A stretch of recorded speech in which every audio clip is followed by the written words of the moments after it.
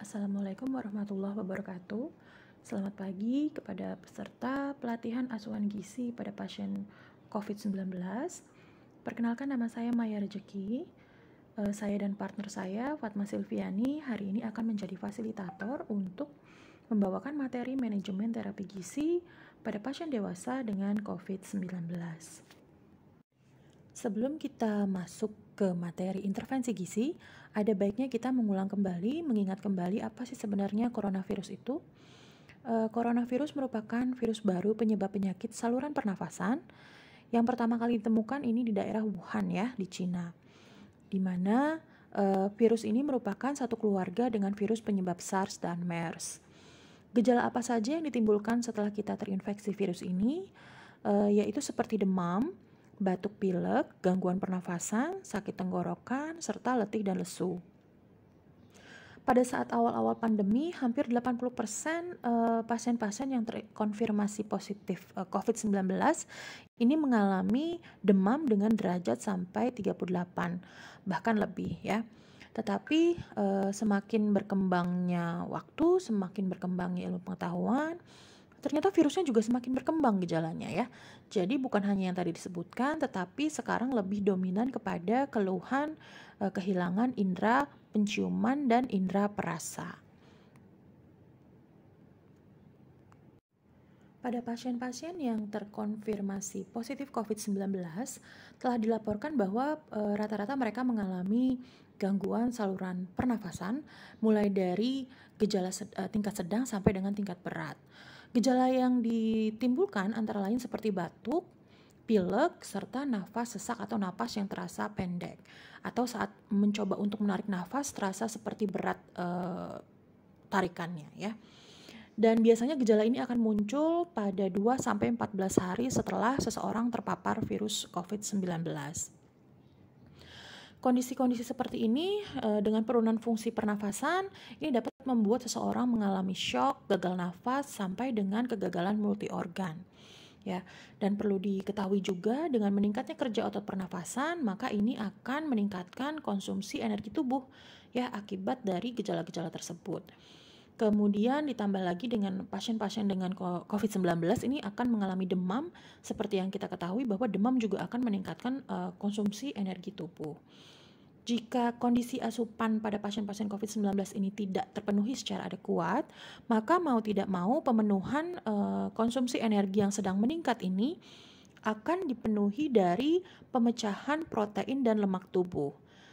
Inilah yang menyebabkan resiko malnutrisi pada pasien-pasien COVID-19 menjadi lebih tinggi dibandingkan dengan pasien-pasien yang non-COVID-19. Sebenarnya bagaimana sih mekanisme terjadinya malnutrisi pada pasien dengan COVID-19? Pada slide ini akan digambarkan secara sederhana sebenarnya apa yang terjadi pada tubuh pasien-pasien yang terpapar COVID-19.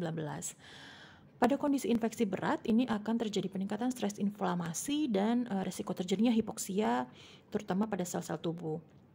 Kondisi ini akan meningkatkan hiperkatabolik dan terjadinya gangguan endokrin.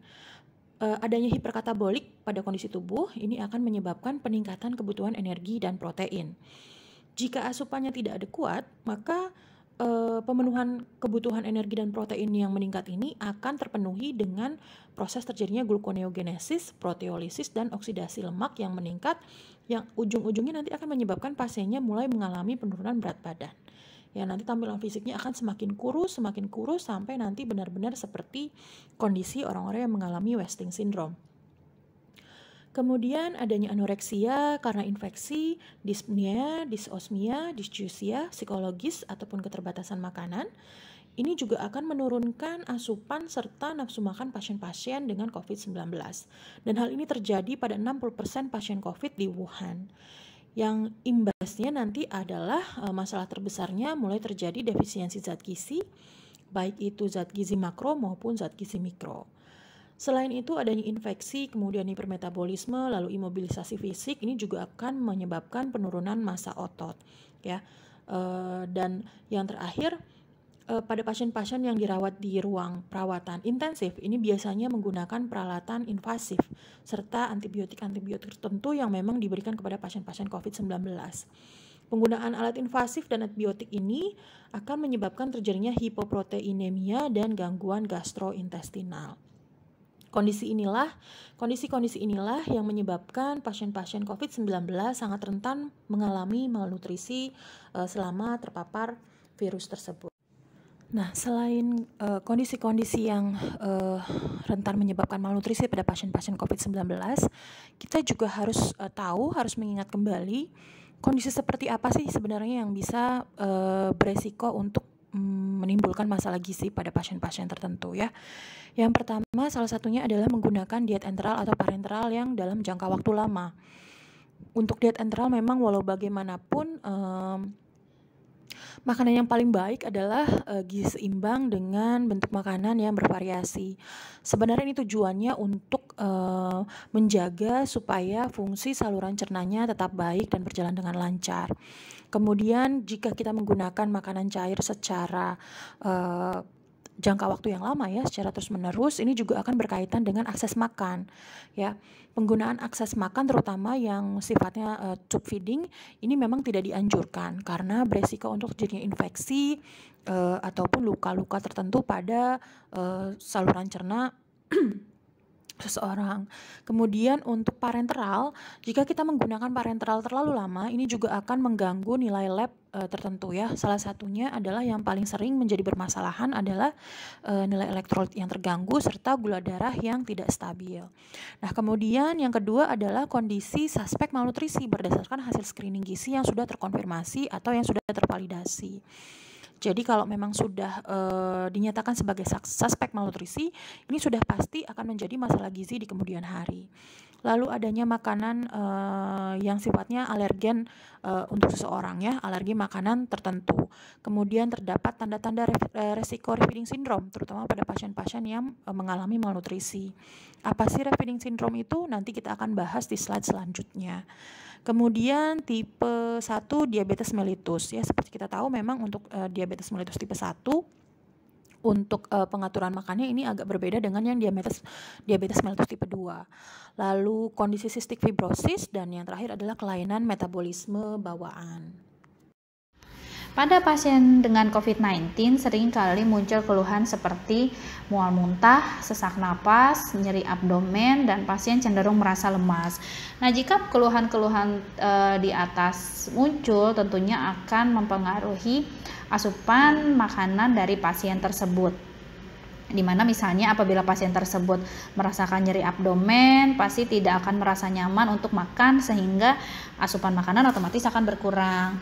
Nah, selain itu juga adanya efek samping pengobatan di mana obat antivirus yang diberikan memiliki efek samping gangguan pencernaan. Misalnya terjadinya diare atau terjadinya distensi abdomen, tentunya itu akan mengurangi asupan makanan dari pasien tersebut. Oke, sekarang kita sudah mulai memasuki ke asuhan gizi ya. Tetapi memang sebelum kita melakukan asuhan gizi, biasanya kita harus mengecek kembali screening gizi yang telah kita lakukan pada pasien yang kita pegang.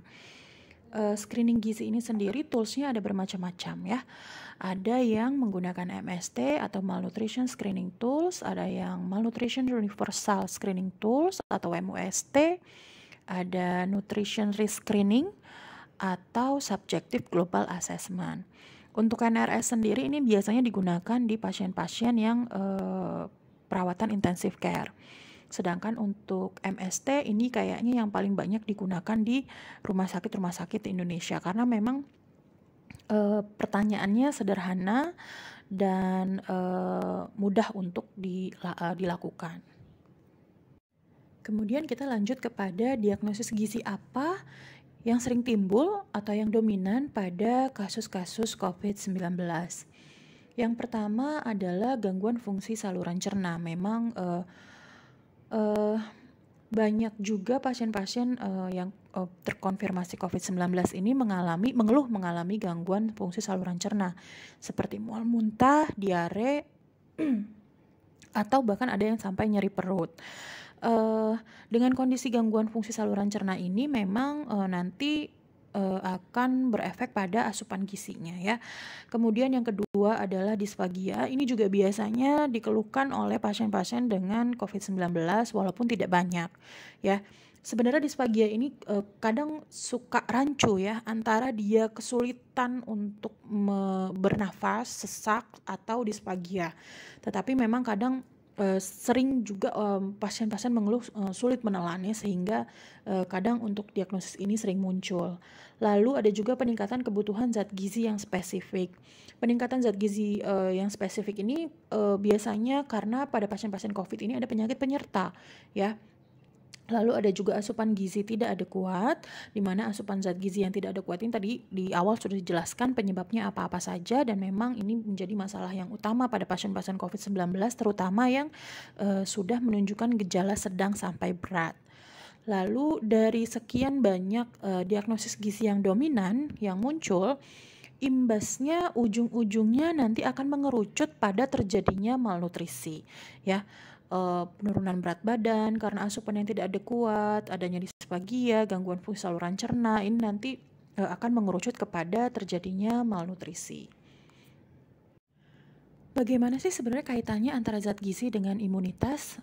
Mekanismenya seperti apa? Kok bisa zat gizi itu meningkatkan imunitas? Sekilas kita akan mencoba untuk membahas mengenai kaitan antara kedua poin tadi ya.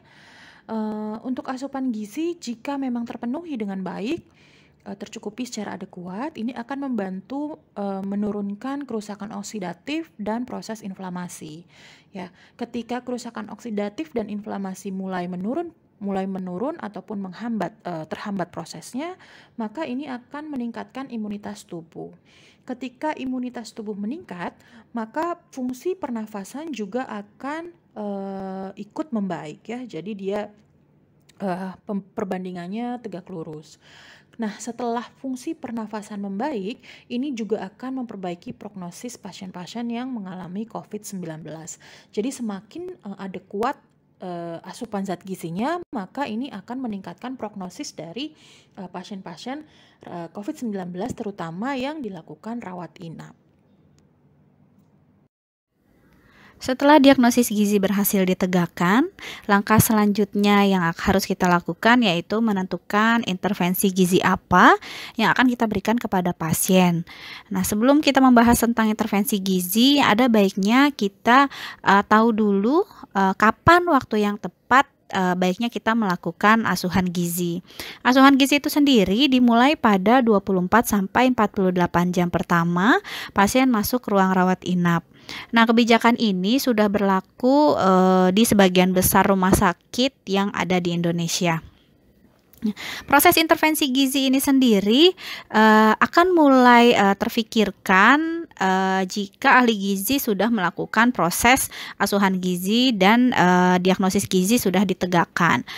Pada intervensi gizi ada pemberian diet melalui oral, diet melalui enteral, dan diet parenteral.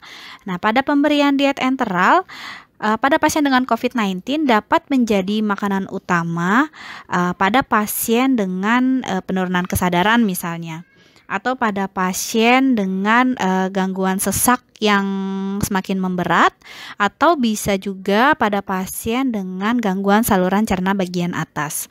Nah, untuk pemberian diet enteral ini juga bisa sebagai makanan suplemen atau sebagai makanan tambahan bagi pasien-pasien dengan diet oral tapi asupannya tidak adekuat. Jadi diharapkan dengan pemberian diet enteral dapat meningkatkan asupan pasien tersebut. Nah, bagaimana dengan pemilihan formula enteralnya? Nah, komposisi makanan enteral harus disesuaikan dengan kondisi pasien sejak awal pasien masuk di ruang rawat inap.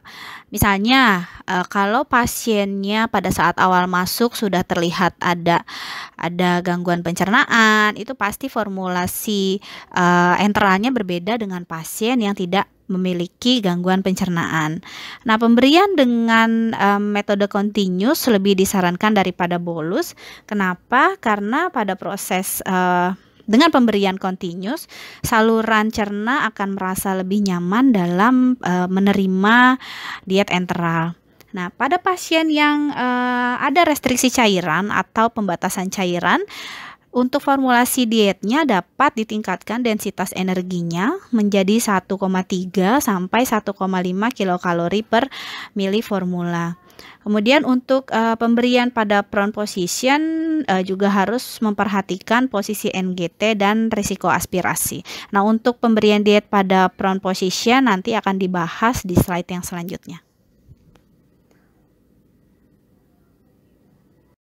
Selama proses intervensi gizi dilakukan, seorang ahli gizi juga harus memperhatikan daya terima pasien terhadap diet yang diberikan. Pada pasien dewasa dengan COVID-19 biasanya akan muncul gejala-gejala yang akan mempengaruhi asupan makanannya. Contohnya adanya nyeri saat menelan, kemudian adanya sesak yang dirasa semakin memberat, dan adanya gangguan fungsi saluran cerna, itu akan mempengaruhi asupan dari pasien tersebut.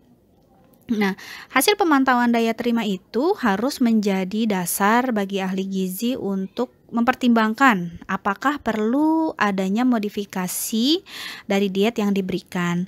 Jika memang dirasa perlu dilakukan modifikasi dengan diet tersebut, lakukan koordinasi dengan tim gizi yang terkait, kemudian informasikan kepada DPJP atau dokter penanggung jawab pasien, kepada perawat dan kepada tim gizi yang lain apa perubahan yang akan dilakukan sehingga diet yang diberikan nanti akan lebih tepat dan lebih efisien. Kemudian jika pasien tersebut memiliki risiko refeeding syndrome, ini dapat kita ketahui pada saat proses pengkajian gizi. Nah, baiknya diet mulai diberikan dari 25% total kebutuhan energi dan ditingkatkan secara perlahan apabila daya terima pasien tersebut baik. Nah, tentunya sebelum mulai pemberian diet, dilihat dulu hasil laboratorium dari pasien tersebut, misalnya kadar fosfatnya, kadar magnesiumnya, dan kadar kalium dalam darah pasien tersebut.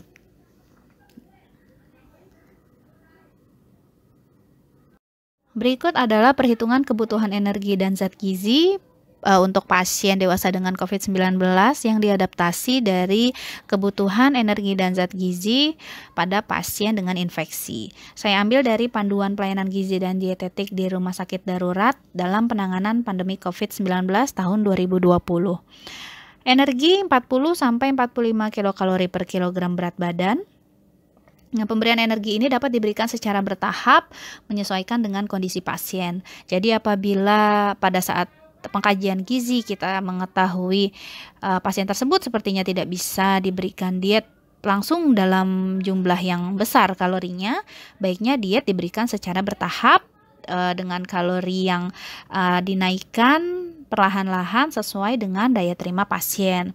Kebutuhan protein yaitu 2-2,5 gram per kilogram berat badan. Tentunya apabila pasien memiliki penyakit ginjal kronik, kebutuhan protein tersebut harus menyesuaikan. Kebutuhan lemak 25% dari total energi. Kebutuhan karbohidrat sisa dari perhitungan total energi. Kemudian apabila pasien tersebut memiliki diabetes mellitus, tentunya konsumsi bahan makanan yang dengan indeks glikemik rendah itu lebih dianjurkan. Kebutuhan cairan yaitu 30-35 ml per kilogram berat badan. Pasien dengan penyakit ginjal kronik, penyakit jantung dengan restriksi cairan, tentunya perhitungan kebutuhan cairannya juga harus menyesuaikan.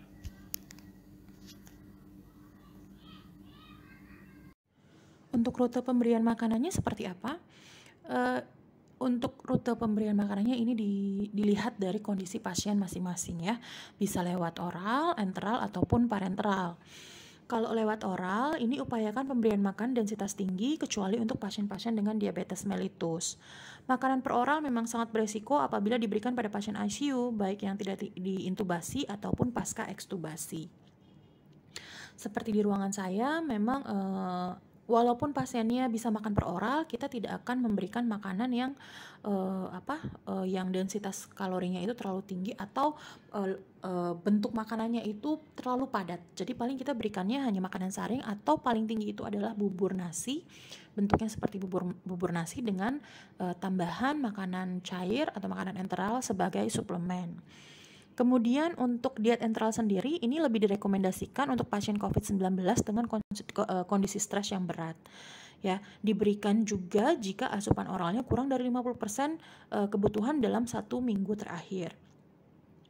Lalu untuk diet parenteral diberikan pada pasien yang saluran cernanya tidak dapat digunakan dan atau diet enteral tidak mencapai target kebutuhan. Penyebabnya bisa bermacam-macam ya. Bisa saja karena memang pasiennya ada permasalahan pada gangguan pada saluran cerna atas ya, entah dia tidak bisa menelan atau ada sumbatan pada saluran cernanya seperti disfagia atau akalasia, atau ada tumor ya, ada massa, atau bisa juga karena memang pasiennya ada penurunan kesadaran atau adanya malabsorpsi dan sebagainya. Ya, tetapi pada prinsipnya untuk menentukan rute pemberian diet, kita harus mengetahui terlebih dahulu bagaimana fungsi saluran cernanya. Karena jika memang saluran cernanya masih berfungsi, maka kita harus memaksimalkan fungsi dari saluran cerna itu terlebih dahulu. Ya, itu yang harus diingat dalam menentukan rute pemberian makanan. Slide ini menggambarkan posisi-posisi alat bantu makan itu seperti apa sebenarnya kalau sudah ada di dalam tubuh ya. Dibandingkan dengan yang sebelah kiri ini adalah saluran pencernaan manusia, mulai dari saluran cerna atas sampai dengan saluran cerna bawah, sehingga kita bisa mendapatkan gambaran sejauh mana sih akses makan itu memasuki saluran cerna seseorang ya. Kalau kita lihat di bagian paling atas ini ada nasogastrik, ada nasoduodenal, ada nasojejunal ya. Tube feedingnya ini bisa masuk lewat hidung ataupun masuk lewat mulut. Kalau lewat mulut berarti disebutnya dengan OGT, oronasogastric tube ya. Orogastric tube. Itu kalau misalkan dari hidung berarti nasogastrik. Tergantung dia ujungnya sampai di mana ya. Kalau dia ujung selangnya ada di gaster berarti dia disebutnya nasogastrik. Kalau dia ujungnya sampai ke duodenal berarti dia nasoduodenal. Tetapi kalau ujungnya sampai ke jejunal berarti dia nasojejunal. Nah, yang jadi pertanyaan, kondisi seperti apa sih yang dia harus ke nasogastrik, nasoduodenal, nasojejunal. Nah, selama gasternya tidak ada masalah, maka ujung selangnya akan mencapai ke gaster saja. Tetapi kalau ternyata gasternya itu bermasalah, maka dia akan lebih panjang nanti turunnya sampai kepada duodenal. Ujungnya nanti ada di sana, di duodenal. Tetapi kalau ternyata kerusakan saluran cernanya itu sampai kepada duodenal, maka ujungnya akan turun lagi sampai ke jejunal. Jadi nanti selangnya akan lebih panjang gitu ya. Nah, kalau misalkan ternyata permasalahannya itu ada di saluran cerna bagian atas, misalkan di hidung, di mulut atau di tenggorokan gitu ya, maka mau tidak mau aksesnya akan dibuat langsung ke gaster. Ya, dengan dibuat ada operasi kecil untuk membuat lubang di dinding perut yang langsung masuk ke dalam gaster. Nanti di sana akan dibuatkan lubang untuk akses makanan masuk. Bisa dengan pemasangan PEG atau percutaneous endoscopic gastrostomy, bisa dengan balon gastrostomy atau button gastrostomy. Kalau yang paling banyak di kita adalah terpasangnya PEG ya. Nah, jika ternyata gasternya juga nggak bagus, ternyata dia ada massa, ada tumor sehingga gasternya itu rusak, maka akan dibuat lubang lagi di bagian bawah, yaitu di jejunostomy. Ya, ini menjadi option terakhir untuk jejunostomy.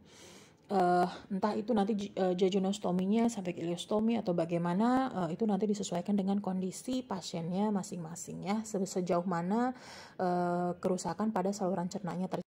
Berikutnya kita lanjut ke tata laksana gizi pada pasien COVID-19 di ICU.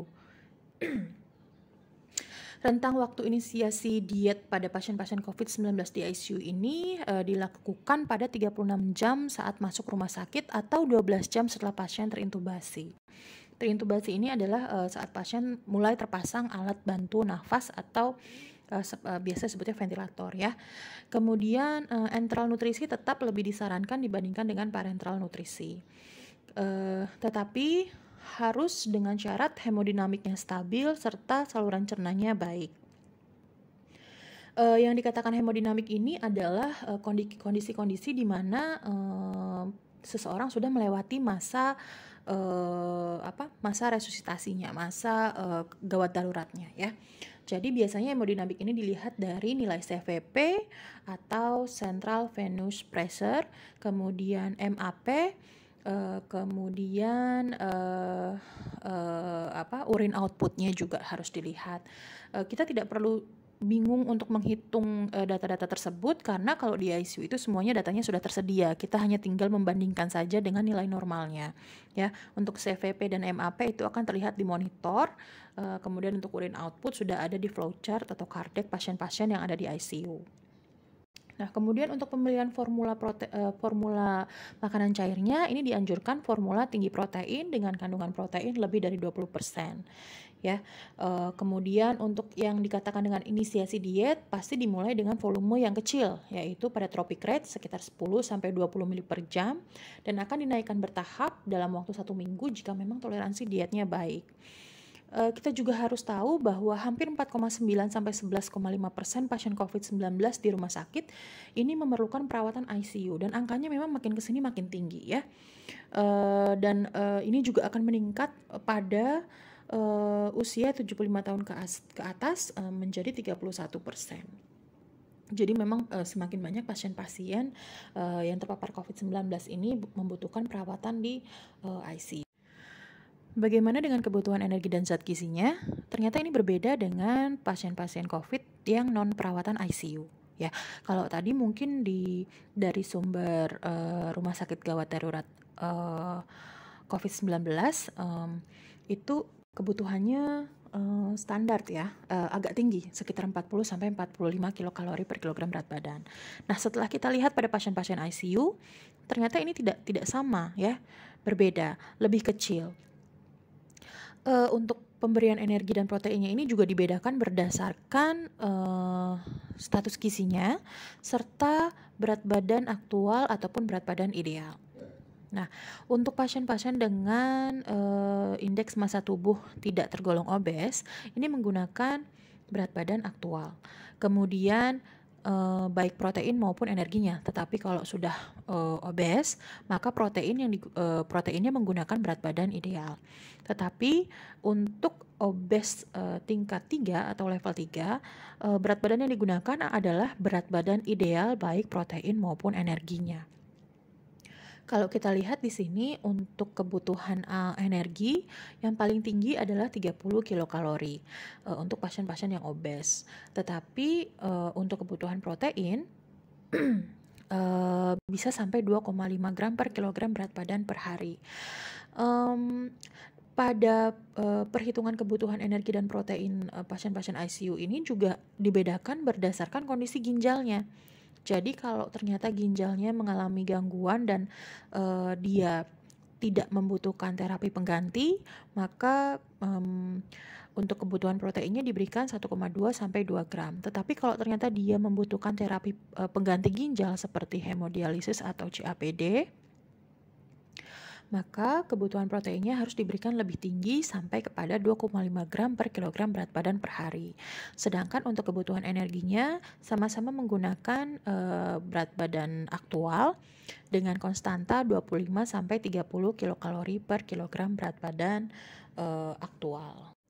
Untuk jenis dietnya ini ada 2, yaitu enteral dan parenteral. Bukan berarti oral tidak pernah diberikan untuk pasien-pasien ICU. Memang ada, tetapi tidak banyak ya. Biasanya hanya pasien-pasien pasca operasi yang kondisinya memang baik ya, tidak perlu perawatan intensif yang terlalu lama. Nah, untuk enteral dan parenteral ini pada penentuan diet enteralnya diberikan biasanya dalam 24-36 jam pertama setelah pasien masuk rumah sakit atau 12 jam setelah pasien terintubasi. Tadi sudah dijelaskan di awal ya. Bisa dimulai dengan volume yang kecil yaitu 10-20 ml per jam dengan formula hipokalorik dan dinaikkan selama 1 minggu secara bertahap jika memang toleransinya baik. Formula hipokalorik ini adalah formula yang memang nilai kalorinya rendah. Jadi 1 cc tidak sampai 1 kalori. Biasanya hanya sampai 0,8 kalori. Isinya ini sebenarnya hanya glukosa ya. Nah, kemudian untuk yang parenteral sendiri biasanya diberikan pada pasien-pasien dengan gangguan GI tract yang berat atau pasien-pasien pasca operasi mayor, terutama pada bedah-bedah digestif. Lalu pada pasien COVID-19 yang asupannya kurang dari 50% selama 5 hari terakhir, ini juga memang sudah indikasi untuk diberikan parenteral nutrisi. Lalu pasien ICU dengan ventilator atau pasien resiko tinggi sepsis dan shock ini juga sudah indikasi untuk pemberian parenteral ya.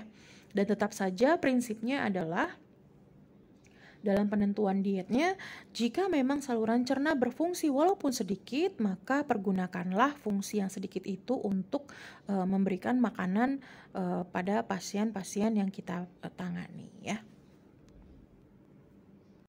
Di awal slide tadi sudah disebutkan sedikit mengenai prone position ya. Apa sih prone position itu? Prone position adalah intervensi pada pasien ARDS atau Acute Respiratory Distress Syndrome untuk mencegah terjadinya cedera paru, memulihkan alveoli, serta memperbaiki oksigenasi. Enteral nutrisi ini lebih dipertimbangkan dibandingkan dengan parenteral nutrisi. Kecuali pada pasien yang proning supine ini selama beberapa jam hingga beberapa hari. Memerlukan prokinetic agent saat proning ini untuk membantu terjadinya motilitas usus.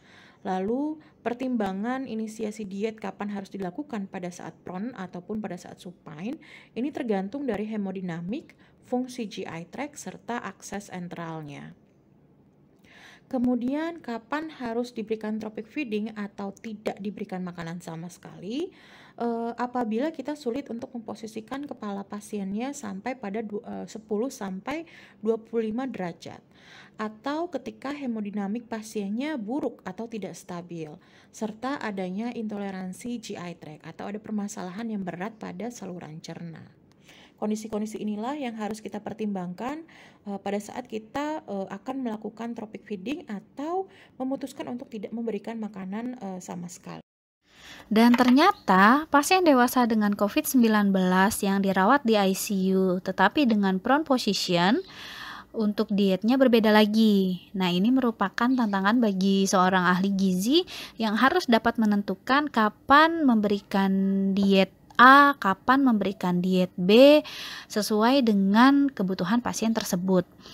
Nah, pada pasien COVID-19 yang dirawat di ICU dengan prone position, ada perbedaan pada prosedur, kemudian pemberian asupan energi, dan pengecekan GRV, di mana dapat kita lihat di sini ada 3 literatur, yaitu dari ASPEN, dari ESPEN, dan dari AUSPEN.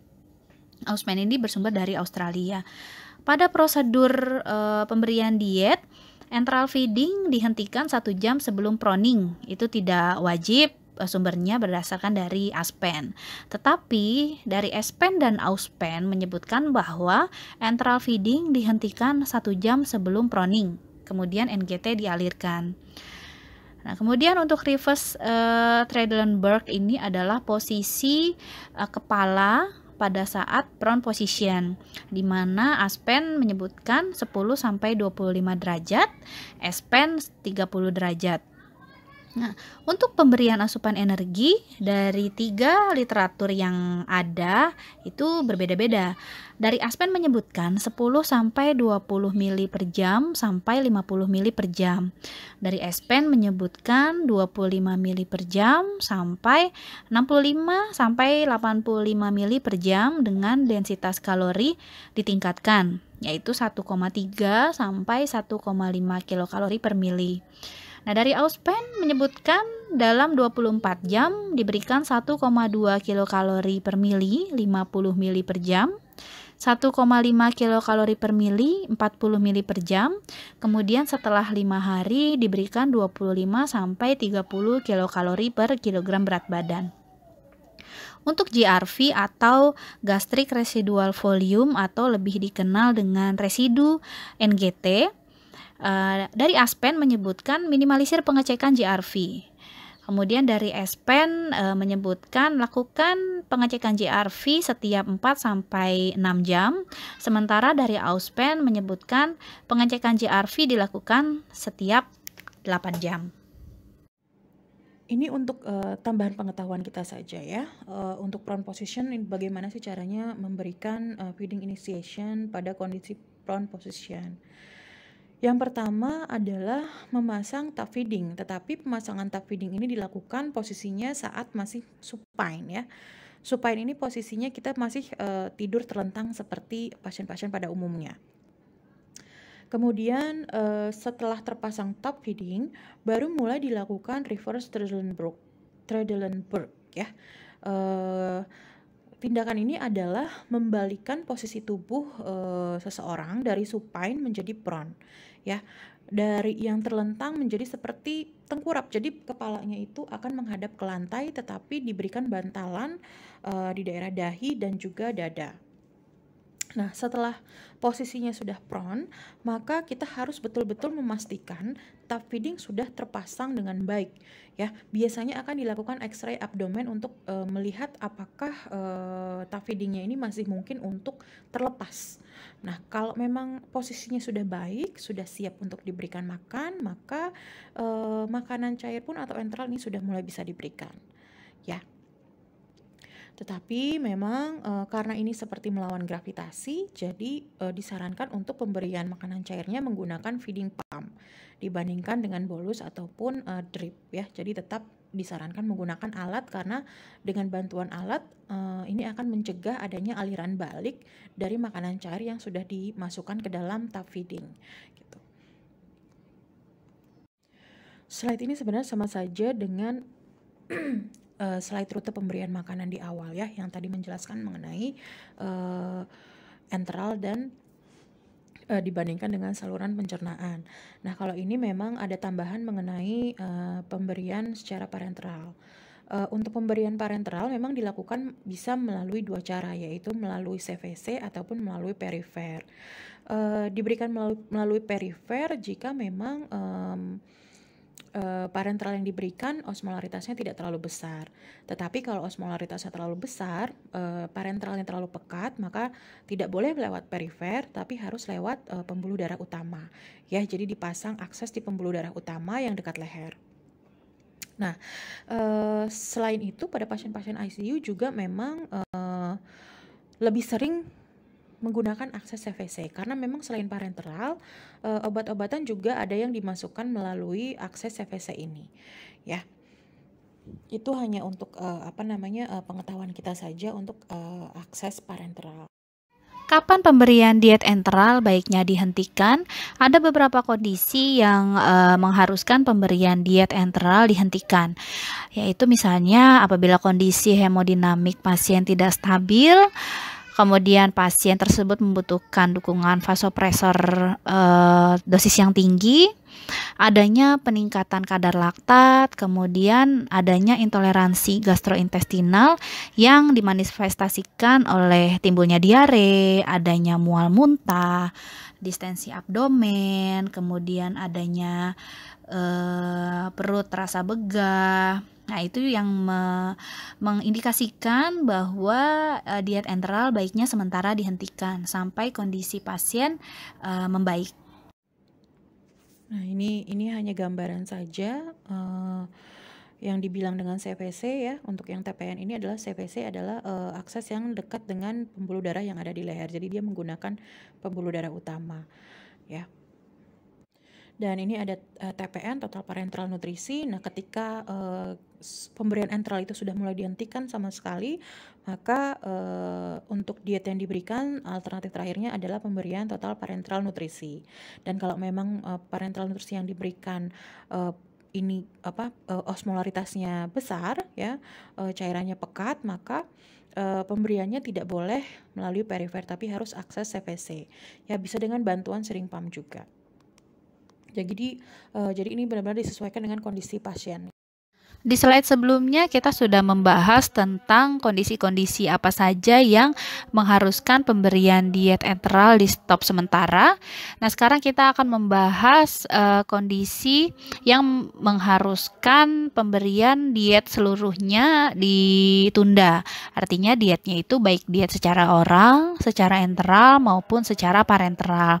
Nah, kondisi-kondisi tersebut diantaranya yaitu MAP atau middle arterial pressure kurang dari 65 mm Hg. Kemudian adanya peningkatan dosis obat penopang atau vasopresor. Kemudian pasien tersebut mengalami peningkatan nilai laktat, adanya nyeri abdomen, mual muntah, diare, dan distensi abdomen. Kemudian pasien tersebut mengalami shock atau hipoksemia, hiperkapnia, atau pasien tersebut mengalami asidosis.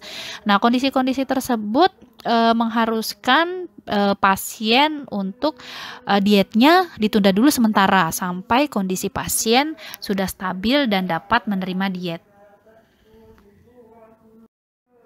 Di awal sempat disinggung tentang refeeding syndrome. Nah, sekarang kita akan membahas tentang apa sebenarnya definisi dari refeeding syndrome itu sendiri. Refeeding syndrome merupakan perubahan klinis dan metabolik yang timbul akibat rehabilitasi nutrisi yang agresif pada pasien malnutrisi berat. Nah, ternyata refeeding syndrome itu adalah kondisi yang mengancam jiwa akibat dari gabungan masalah kardiovaskular, kemudian paru-paru, hati, ginjal, neuromuskular. Jadi sifatnya multi organ. Kemudian metabolisme dan abnormalitas hematologi pada pasien malnutrisi berat atau pada individu yang mengalami kelaparan atau starvasi. Nah, kondisi refeeding syndrome biasanya terjadi dalam 4 hari sejak mulai makan atau awal makan. Jadi dari definisi ini dapat kita tarik kesimpulan, pada pasien malnutrisi berat dapat beresiko refeeding syndrome. Artinya pada pasien malnutrisi berat kita tidak boleh memberikan diet yang agresif, artinya tidak boleh langsung kita berikan diet dalam jumlah yang besar. Kalau dulu, memang kalau kita melihat pasien dengan malnutrisi, itu pasti kita langsung berpikir, oh pemberian dietnya harus TKTP nih, gitu, harus langsung besar sekali pemberian. Nah, sebenarnya itu tidak boleh. Kenapa? Karena pada pasien dengan kondisi malnutrisi berat, metabolisme tubuhnya sudah menyesuaikan dengan asupan makanan yang sangat sedikit. Jadi saat kita memberikan diet dalam jumlah yang besar, sel-sel tubuhnya itu akan kaget. Nah, kaget bagaimana reaksi kagetnya? Nah, reaksi kagetnya itu dapat menimbulkan gangguan-gangguan yang sudah saya sebutkan tadi, dan yang paling kita takutkan adalah pasiennya bisa mengalami kematian. Jadi pada pasien malnutrisi berat dengan resiko refeeding syndrome, pemberian dietnya harus sangat-sangat bertahap. Dari mulai pemberian kalori yang sedikit, kemudian naik-naik perlahan sesuai dengan daya terima pasien tersebut. Lalu apa yang harus kita lakukan supaya refeeding syndrome ini tidak terjadi pada pasien-pasien malnutrisi yang kita pegang? Tentu saja identifikasi pasien dengan resiko tinggi malnutrisi ini menjadi poin penting dan titik kritis dalam mencegah terjadinya refeeding syndrome ya. Kalau kita sudah tahu dari awal bahwa pasien ini resiko malnutrisi, resiko tinggi terjadi malnutrisi, kita akan lebih hati-hati dalam pemberian dietnya. Bukan berarti kalau pasien yang nggak malnutrisi kita bisa bebas ya, tentu saja tidak. Tetapi dalam arti kalau pasiennya sudah ada dikatakan dia resiko tinggi malnutrisi, kita sudah tahu kalau ini sudah lampu kuning. Kita harus benar-benar memberikan dietnya secara perlahan dan menyesuaikan dengan kondisi pasiennya. Ya. Kemudian refeeding syndrome ini dapat dicegah dengan melakukan screening malnutrisi dalam 1 kali 24 jam sejak pasien masuk rumah sakit dengan menggunakan perangkat yang tepat. Ya, apa sih yang paling tepat perangkatnya? Kita tidak bisa menyebutkan perangkat A, B, C, D karena dikembalikan lagi bahwa ini sudah disesuaikan dengan kemampuan dari masing-masing instansi. Ya, biasanya ditentukan dari sumber daya manusianya, ya, dari kondisi rumah sakitnya. Jadi tidak harus satu tools yang digunakan untuk penentuan malnutrisi ini. Pada pasien malnutrisi dengan refeeding syndrome memiliki karakteristik laboratorium yang khas. Contohnya yaitu pada pemeriksaan fosfat, pada pemeriksaan kalium, magnesium, pemeriksaan glukosa, itu akan mengalami hipo. Nah, pemeriksaan yang paling khas itu adalah pemeriksaan tiamin. Jadi pada pasien-pasien dengan risiko refeeding syndrome itu akan mengalami kurang tiamin. Tetapi sayangnya pemeriksaan tiamin ini justru jarang dilakukan karena harganya yang relatif mahal. Nah, pada pasien dengan risiko refeeding syndrome juga akan mengalami gangguan keseimbangan cairan dan retensi natrium. Perubahan nilai lab tersebut terjadi akibat pemberian diet yang agresif pada saat pasien awal mulai makan kembali setelah pasien sebelumnya kelaparan dalam jangka waktu yang panjang. Bagaimana caranya kita menentukan resiko refeeding syndrome pada pasien yang kita pegang, ya? Kita bisa menentukan apakah pasien kita ini beresiko tinggi, beresiko ekstrim, atau beresiko sedang terjadinya refeeding syndrome. Kita bisa melihat dari kondisi pasiennya juga. Kita cocokkan dengan kriteria-kriteria yang ada di slide ini. Untuk resiko tinggi, dikatakan resiko tinggi jika ada satu atau lebih faktor resiko mayor yang ada di daftar ini. Jadi ada 4 faktor resiko mayornya, ya. Jika IMT lebih dari 16, kemudian kurang dari 16, kemudian penurunan berat badan yang tidak diinginkan, lebih dari 15% dalam 3-6 bulan, kemudian asupan sedikit atau tidak ada asupan makanan selama lebih dari 10 hari, serta kadar potasium, fosfat, dan magnesium yang rendah. Jika ada satu atau lebih dari salah satu faktor resiko ini, maka dia sudah dinyatakan resiko tinggi terjadinya refeeding syndrome. Lalu ada juga kategori resiko ekstrim. Kalau dikatakan resiko ekstrim ini jika ada satu saja di antara 2 faktor resiko ini, ya. Jika IMT-nya kurang dari 14 atau sangat sedikit atau sama sekali tidak ada asupan makanan selama lebih dari 15 hari. Kalau ada salah satu dari dua faktor resiko ini sudah dinyatakan sebagai resiko ekstrim. Untuk resiko tinggi, untuk resiko sedang. Resiko sedang ini dikatakan apabila 2 atau lebih faktor resiko minor, ya. Faktor resiko minor ini seperti IMT-nya kurang dari 18,5, penurunan berat badan yang tidak diinginkan lebih dari 10% selama 3-6 bulan terakhir, asupannya sedikit atau tidak ada asupan makanan selama lebih dari 5 hari, serta riwayat konsumsi alkohol atau obat-obatan seperti insulin, diuretik, kemoterapi, atau antasida. Kalau ada 2 atau lebih faktor risiko minor di atas ini, ya, maka dia dinyatakan sebagai risiko sedang. Bagaimana sebenarnya proses perubahan level elektrolit pada pasien dengan refeeding syndrome? Nah, ini adalah gambaran besarnya. Pada step 1 disebutkan bahwa glukosa yang merupakan hasil dari asupan makanan, baik dari makanan enteral, makanan parenteral, atau dari makanan oral, akan masuk ke pembuluh darah. Kemudian dari glukosa tersebut akan merangsang pankreas untuk mensekresikan insulin. Nah, insulin tersebut nantinya akan menarik glukosa, kemudian kalium, magnesium, fosfat, menarik yang tadinya berada di dalam sel, di intraseluler, menjadi keluar sel atau ekstraseluler.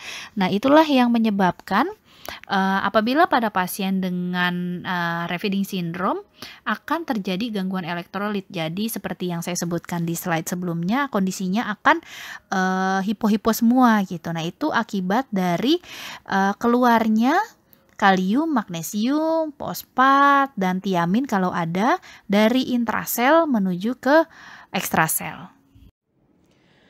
Lalu bagaimana dengan intervensi gizinya pada pasien malnutrisi dengan refeeding syndrome? Nah, kalau untuk intervensi gizi pada pasien malnutrisi dengan refeeding syndrome, ini dengan kasus apapun kalau pasiennya sudah malnutrisi, apalagi beresiko refeeding syndrome, intervensinya akan tetap sama ya, baik pada pasien COVID-19 maupun yang non-COVID-19 ya.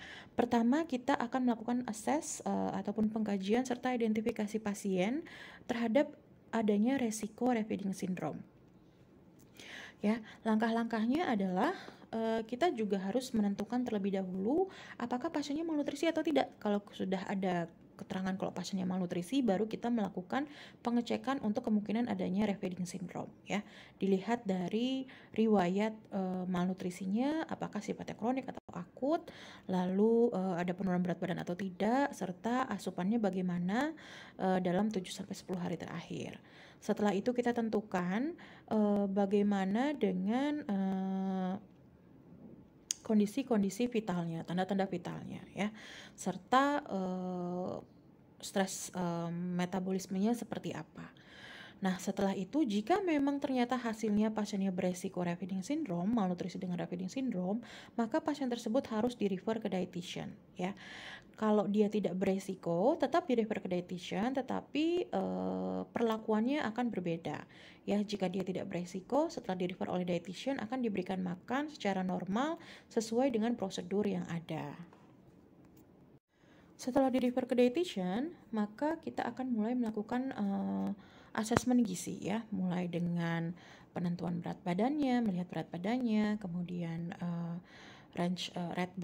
penurunan berat badan, lalu intake-nya seperti apa, kemudian penyebab dari malnutrisinya itu apa-apa saja, kemudian dilakukan monitoring dan evaluasi terhadap heart rate, pulse rate, blood pressure, respiratory, sampai kepada level of consciousness atau tingkat kesadaran ya, pada 6 jam sampai 72 jam pertama. Kemudian juga pengecekan temperatur secara setiap hari, lalu dilakukan pemeriksaan EKG serta kondisi-kondisi yang dirasa penting untuk dilakukan monitoring ya.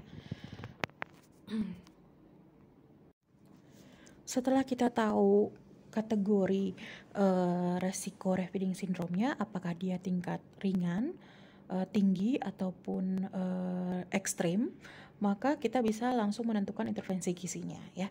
Kalau dia ternyata beresiko rendah terhadap refeeding syndrome, ini diberikan pada hari pertama kalorinya sekitar 15 sampai 25 kilokalori per kilogram berat badan. Lalu pada hari keempat ditingkatkan menjadi 30 kilokalori per kilogram berat badan, dan pada hari kelima ini sudah mencapai target kebutuhan energinya ya. Kemudian untuk fluid manajemennya normal 30 sampai 35, terkecuali jika memang ada restriksi cairan ya. Lalu diberikan suplementasi vitamin dan mineral. Kemudian apabila masuk ke dalam kategori resiko tinggi untuk terjadi refeeding syndrome, maka pemberian kalorinya pada hari pertama sampai hari ketiga 10 sampai 15 kilokalori, jadi lebih kecil ya. Kemudian pada hari keempat sampai kelima 15 sampai 25, pada hari keenam 25 sampai 30, dan harus sudah memenuhi kebutuhan energinya pada hari ketujuh. Untuk fluid management pada hari ketiga 1 sampai ketiga ini diberikan 25 sampai 30 dan akan diberikan kebutuhan cairan secara normal 30 sampai 35 pada hari keempat. Lalu ada juga pemberian multivitamin. Kemudian pada hari ke-1 sampai ke-7 ini diberikan restriksi natrium ya, dilakukan restriksi natrium. Lalu jika dia masuk ke dalam kategori sangat tinggi terhadap refeeding syndrome, maka pada hari pertama sampai ketiga kalorinya juga diberikan sangat-sangat rendah, yaitu 5 sampai 10 kilokalori per kilogram berat badan per hari. Ya, dengan target full requirement itu sekitar hari ke-10. Untuk fluid manajemennya juga ini diberikan secara bertahap, dan di mana pada hari ke-7 sudah diberikan secara normal, yaitu 30 sampai 35 ml per kilogram berat badan per hari. Kalau kita perhatikan, semakin berat resiko refeeding syndrome-nya, maka kalorinya akan semakin kecil yang diberikan. Ya, ini sesuai dengan apa yang tadi dijelaskan di awal bahwa memang refeeding syndrome ini terjadi jika kita memberikan asupan zat gizi secara agresif pada pasien-pasien malnutrisi, ya. Jadi mencegah perburukan pada kondisi malnutrisinya, sehingga kalau memang dia sudah masuk kategori resiko refeeding syndrome, pemberian dietnya harus benar-benar secara perlahan. Tadi kita sudah membahas mengenai diagnosis gizi, intervensi gizi, sekarang kita lanjut kepada monitoring dan evaluasi. Tujuan dilakukannya kegiatan monitoring dan evaluasi ini adalah untuk mengetahui tingkat kemajuan pasien dan apakah tujuan atau hasil yang diharapkan ini sudah tercapai, ya. Apakah intervensi yang kita berikan ini berhasil atau tidak. Hasil asuhan gizi seharusnya menunjukkan adanya perubahan perilaku dan atau status gizi yang lebih baik. Tetapi memang untuk pasien-pasien dirawat di ICU, untuk perubahan perilaku ini sudah tidak bisa dilakukan, ya, sudah tidak bisa diukur karena memang kondisinya yang tidak memungkinkan. Paling yang dapat kita ukur adalah status gizi serta asupan, gitu ya. Nah, untuk caranya kita melakukan monitor perkembangan, mengukur dan mengevaluasi hasil, lalu indikator yang dimonitor sama dengan indikator pada asesmen gizi, kecuali riwayat personal. Karena memang riwayat personal ini sifatnya hanya sebagai penunjang, ya, data penunjang. Jadi dia jarang dijadikan sebagai indikator pada asesmen gizi. Jadi setelah kita melakukan memonitor perkembangan, lalu hasilnya itu kita ukur, kemudian kita evaluasi dibandingkan dengan indikator yang telah kita gunakan. Ya, dari situ kita akan bisa mengambil kesimpulan apakah intervensi yang kita berikan ini sudah berhasil atau tidak. Berikut adalah contoh monitoring evaluasi, ya. Ini langsung ditetapkan parameternya apa saja, targetnya seperti apa, serta pelaksanaannya mau bagaimana. Untuk parameter yang pertama ini adalah antropometri. Targetnya terjadi peningkatan berat badan, pelaksanaannya setelah 7 hari intervensi. Ya, ini tentu saja dilakukannya tidak bisa setiap hari karena kan perubahan antropometri ini harus jangka panjang dilihatnya, paling tidak adalah 7 hari. Kemudian untuk biokimia, contoh targetnya adalah nilai albumin yang meningkat, kemudian nilai lab lain dalam batas normal. Pelaksanaannya setiap kali pemeriksaan, dalam arti untuk pelaksanaannya ini kita tidak bisa mandiri, ya. Tentu saja ini ada kaitannya dengan bantuan dari medis ataupun dokter. Lalu fisik atau klinis, targetnya adalah keluhan fisik berkurang, pelaksanaannya bisa dilakukan setiap hari. Kemudian untuk asupan dan daya terima, targetnya asupan energi dan zat gizi mencapai minimal 80% kebutuhan secara bertahap, serta tidak terjadi refeeding syndrome. Ini adalah parameter yang dapat kita ukur, yang dapat kita nilai secara mandiri, dengan pelaksanaannya dapat dilakukan setiap hari. Bagaimana monitoring evaluasi pada pasien dengan refeeding syndrome? Ya, sebenarnya sama saja, tetapi memang kalau untuk refeeding syndrome ini dilakukannya semuanya setiap hari, ya. Yang pertama ini adalah kegiatan yang harus dilakukan ketika seseorang sudah terdeteksi resiko refeeding syndrome, ya, pemberian elektrolit serta restriksi natrium. Yang dimonitor adalah biochemistry ataupun nilai lab serta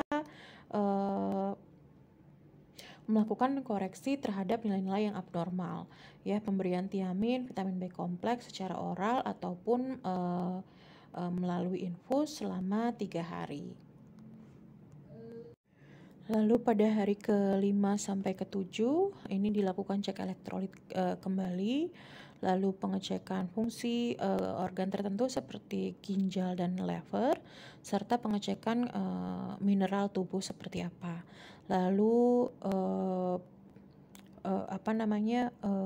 pencatatan untuk cairannya dengan targetnya adalah balance antara cairan yang masuk dan yang keluar, serta perlu dipertimbangkan apakah pemberian suplementasi zat besi perlu diberikan mulai dari hari ke-7, apalagi jika memang hasil pemeriksaan labnya menunjukkan ada tanda-tanda anemia ataupun defisiensi zat besi.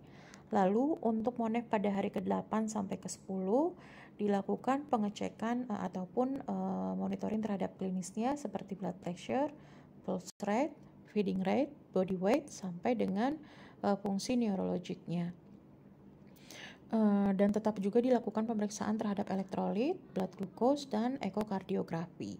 Ya, kalau pasien Raynaud's syndrome memang pegangannya adalah dilihat dari kadar dari kondisi elektrolit balance-nya seperti apa. Kalau sudah balance berarti Raynaud's syndrome-nya sudah terlewati. Berikut adalah beberapa contoh diet oral dan enteral pasien dengan COVID-19. Nah, di sini ada tertulis diet cair biasa, kemudian diet cair DM, diet cair non-susu. Nah, untuk diet cair biasa ini bahan dasarnya menggunakan susu full cream dan bahan-bahan dasar yang lain. Kemudian kalau untuk diet DM menggunakan susu skim atau susu plain atau susu rendah lemak. Dan untuk diet cair yang non susu ini merupakan diet yang bahan dasarnya selain susu, bisa menggunakan tadi kacang hijau, bisa menggunakan kacang merah, atau bisa menggunakan bubur, itu juga bisa, bubur nasi. Oke, kemudian di gambar yang selanjutnya itu adalah diet yang diberikan secara oral. Nah, diet ini tentu menyesuaikan dengan kondisi pasien. Jadi apabila pasien memang misalnya ada riwayat asam urat atau pasien ada riwayat hipertensi, ini makanannya juga akan menyesuaikan dengan masing-masing pasien. Nah, yang perlu diperhatikan di sini adalah pada pasien dengan COVID-19 kita memberikan dietnya menggunakan wadah yang disposable, artinya wadahnya itu yang sekali pakai langsung dibuang karena kita harus meminimalisir atau mencegah terjadinya penularan. Jadi alat makannya yang kita gunakan adalah disposable. Kalau biasanya kita menggunakan plato atau misalkan kita menggunakan piring atau gelas untuk diet cairnya, itu kita pada pasien dengan COVID-19 menggunakan box atau menggunakan botol-botol yang sekali pakai bisa langsung dibuang. Nah, itu merupakan mungkin di beberapa rumah sakit itu merupakan hal yang baru ya, karena yang sebelumnya bisa dicuci ulang sekarang harus dibuang gitu. Kemudian untuk formulasi diet cair misalnya itu menyesuaikan juga dengan kondisi pasiennya. Nah, apabila pasiennya bisa diberikan diet dengan diet cair yang dapat dibuat di rumah sakit, itu baiknya tetap diusahakan dengan diet yang dibuat di rumah sakit. Tapi kalau memang tidak bisa dari diet yang dibuat di rumah sakit, maka dari instansi baiknya menyediakan formula pabrikan atau formula komersial sesuai dengan yang dibutuhkan oleh pasien tersebut. Itu adalah merupakan tantangan ahli gizi juga untuk bisa merencanakan pasien tersebut sebenarnya butuhnya formula yang seperti apa agar diet yang diberikan tentunya dapat memenuhi kebutuhan pasien tersebut. Untuk kesimpulannya, pada pasien dengan diet enteral, lakukan monitoring asupan gizi dan toleransi. Ini berlaku untuk pasien COVID maupun non-COVID. Jika terjadi intoleransi terhadap makanan enteral, maka lakukan penyesuaian formula. Kemudian perhatikan perubahan fungsi saluran cerna yang memang sering terjadi pada pasien-pasien COVID-19. Kemudian perhatikan tanda-tanda terjadinya Raynaud's syndrome pada pasien-pasien COVID-19 yang sudah memasuki level malnutrisi. Lalu perhatikan keamanan diri dalam melakukan asuhan gizi. Ini penting untuk kita lakukan supaya kita terhindar dari masalah yang berkaitan dengan paparan COVID-19. Ini adalah daftar pustaka yang kami gunakan ya. Semuanya untuk keduanya ini adalah keluaran tahun 2020, jadi masih fresh ya. Jadi kalau ibu atau bapak atau rekan-rekan sekalian ingin mengetahui lebih dalam, ingin membaca lebih lanjut mengenai gizi pada pasien COVID, bisa melihat pada dua literatur yang ada di slide ini. Oke, demikian yang dapat saya sampaikan. Jika ada pertanyaan atau mau share sharing pengalaman atau memberikan masukan, saran, kami persilahkan. Terima kasih. Assalamualaikum warahmatullahi wabarakatuh. Berikut adalah daftar kepustakaan yang kami gunakan dalam menyusun materi paparan hari ini ya.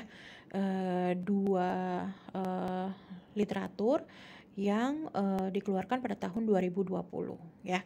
Insya Allah ini adalah kepustakaan terbaru untuk diet pada COVID-19. Jadi kalau rekan-rekan sekalian ingin mengetahui lebih lanjut atau lebih detail, bisa langsung mencari dua kepustakaan berikut ini ya.